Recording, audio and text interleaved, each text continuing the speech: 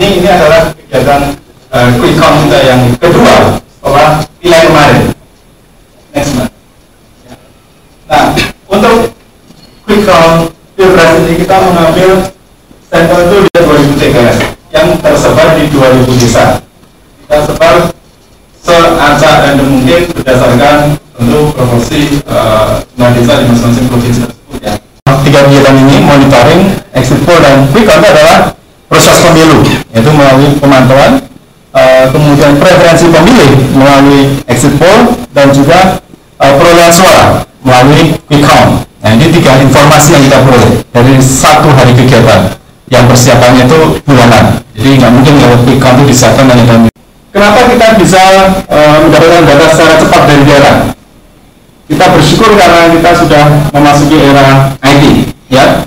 Jadi di hampir seluruh wilayah Indonesia, ya, hampir seluruh, tidak seluruhnya ya, itu sudah berjangkau sinyal, mungkin hasil, ya. Bahkan juga kita minta mereka untuk memfoto, ya, C1 dan segala macam yang nantinya kemudian akan kita jadikan database kita sebagai pembanding, ya, pembanding dari misalnya C1 yang mungkin nanti akan diklaim oleh masing-masing kubu. Karena saya yakin masing-masing kubu nanti bentar lagi akan mengeluarkan rekapitulasi berdasarkan C1 ya, yang dikumpulkan dari para saksi mereka gitu kan, yang kita jadikan sampel. Jadi dari masing-masing relawan mengirim SMS dan segala macam itu langsung masuk menyaksikan, wah ini pasti dikenal dan ini pasti rekayasa dan segala macam. Sangat mudah kok. Sekarang yang namanya IT, udah bawa aja orang IT dari ITB dari mana atau dari IT swasta yang top gitu kan, audit kita siap gitu. Karena sistem kita pun juga sistem IT-nya kita bangun tidak hanya untuk pilpres ini, tapi juga sudah sejak pileg kemarin. Untuk itu hasil quick count-nya publik kelihatan. Yang paling jauh bedanya tentu yang nomor 1 untuk partai PDIP di Populi itu hanya 15,52, tapi di KPU di Elpam 18,95, ada 0,75. Tapi misalnya, nah ini juga suara paling yang masuk ke wilayah segala macam kita bisa cek. Jangan sampai tentang timbul dugaan ini pasti yang dinaikkan hanya dari suara-suara basisnya partai ini atau calon ini. Jadi ini kita bisa cek semua. Nah, kita melakukan kegiatan survei atau quick count atau sejenisnya yang dipublikasikan ke luar untuk konsumsi publik, itu harus mendisklose siapa sumber dananya, dan 100% dananya ditanggung oleh Metro TV. Nah, sebenarnya semuanya sudah kita publikasikan, baik melalui Metro TV sendiri maupun rilis yang kita kirim ke seluruh media, termasuk juga kita tampilkan di web indikator.co.id.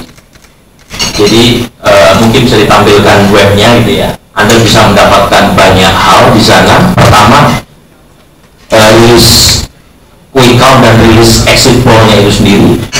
Yang kedua, link khusus yang akan menghubungkan Bapak Ibu sekalian ke hasil quick count maupun exit poll. Kita mengambil data frame-nya dulu, yaitu dari data yang disediakan oleh KPU terkait dengan jumlah TPS seluruh Indonesia. Itulah frame kami untuk kemudian diambil melalui proses sampling sebanyak 2000 TPS. Nah, ini sebenarnya mata kuliah dasar tentang statistik sosial ya. Jadi atau virus gitu ya, nggak perlu kita gorok leher gitu ya untuk mengetahui jenis atau golongan darah kita gitu. Jadi ya itu kira-kira ya. Jadi kita pakai kos yang membagi uang sembako ada semua di situ. Jadi sebenarnya exit poll dalam konteks akademik jauh lebih berguna sebenarnya ketimbang quick count. Jadi dalam konteks akademik exit poll itu jauh lebih dicari banyak orang untuk menjelaskan profil demografi pendukung dari masing-masing capres cawapres. Sementara quick count itu sebenarnya untuk memenuhi tujuan utama quick count itu sebenarnya bukan untuk mendapatkan siapa pemenang dalam waktu yang lebih cepat. Tujuan utama quick count itu sebenarnya untuk atau sebagai alat kontrol supaya tidak terjadi kecurangan. Jadi misalnya nih ya, nanti kalau terjadi perbedaan antara hasil quick count yang dilakukan oleh keempat lembaga yang hadir di sini, ada CSIS sama Cyrus, ada SMRC, ada indikator, ada Populi, beda dengan apa yang dilansir oleh KPU. Saya percaya bahwa KPU yang salah, bukan kami yang salah, gitu ya. Biasanya kan kalau quick count, kemungkinan kesalahan utamanya kan di sampling, entah samplingnya skewed, bias, atau kesalahan yang lain mungkin adalah manipulasi. Nah, nanti silakanlah nanti Dewan Etik Persepsi yang akan mengecek semua bersama para ahli yang berkompeten kalau ada kesalahan. Nah, di SMRC sedikit berbeda dengan Populi dan indikator. Di SMRC sampelnya yang banyak. Kalau mereka 2000, kita 4000 TPS. Jadi kalau misalnya tadi dihitung jumlah suara yang dihitung, kalau hari ini kan kalau menurut DPT 800.000 lebih, nah kita tinggal didobel aja. Jadi suara yang kita hitung itu ada sekitar 1,6 jutaan. Itu sebenarnya semudah kembali telapak tangan. Nah itu audit forensiknya gampang banget. Dia punya barang bukti apa enggak? Kalau cuma menebak angka, cuma bikin tabel itu lagi bohong. Benar nggak? Ini cuma ada bikin beberapa peraturan itu berapa sih? Keluarkan kami baru berkecamatan.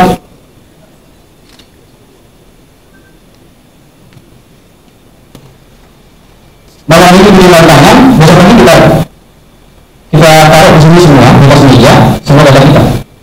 Tinggal print kok. Sederhana aja.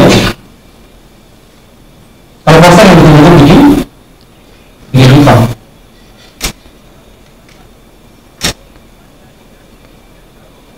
Masih ada masih mau kan masih. Besok biarnya dia tidak beri. Per TPS-nya angkanya ada nggak? Tidak beri. Kita juga begitu, tidak beri angkanya. Nah sekarang baru nggak media tulis kayak gitu.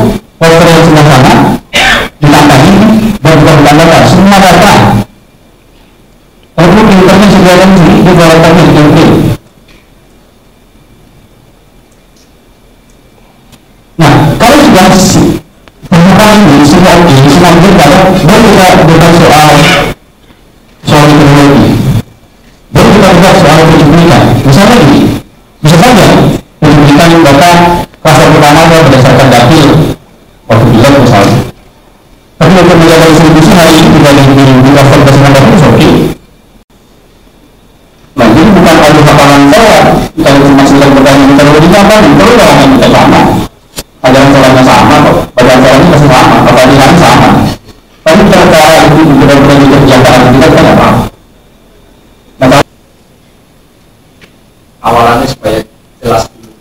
Kami adalah bagian dari redaksi Kompas yang kebetulan melakukan sebuah jurnalisme presisi. Di dalam jurnalisme presisi itu dikenal ada yang jurnalisme yang selain teks juga memanfaatkan ilmu sosial untuk membuat sebuah sesuatu liputan yang besar, yang juga memerlukan spreadsheet dan lain-lain hitungan.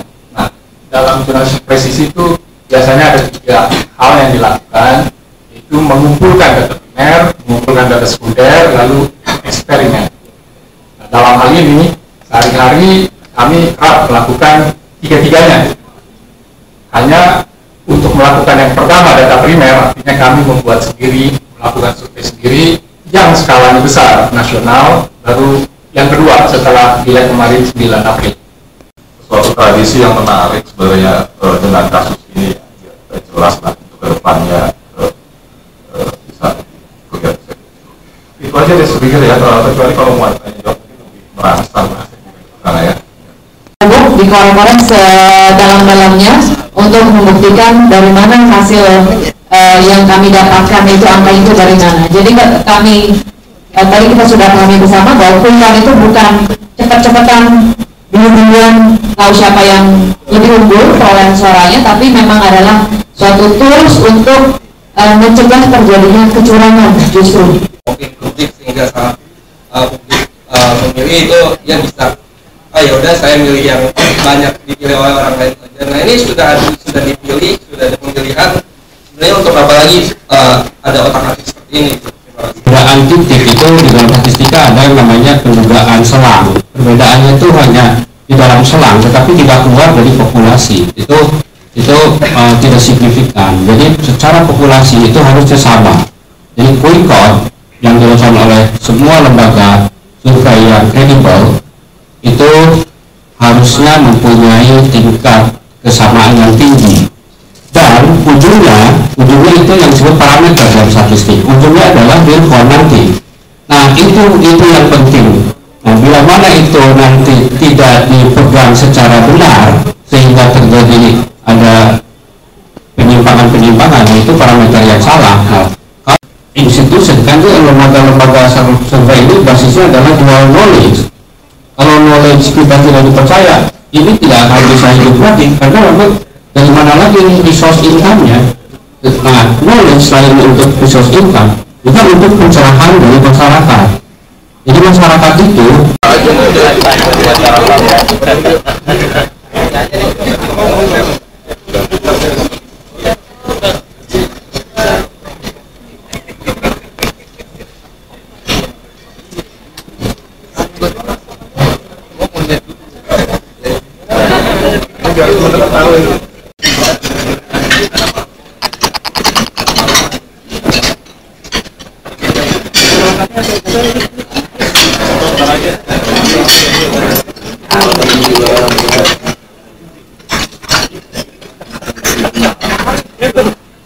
trial and error dan juga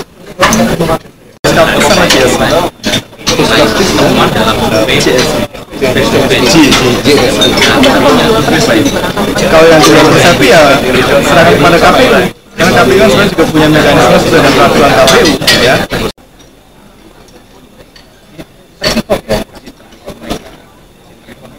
Sama CSI ada dua. Ya ini ya udah selesai. Tidak ada sanksinya kalau diundang Dewan Etik tapi tidak hadir. Kalau untuk acara ini kan pertanggung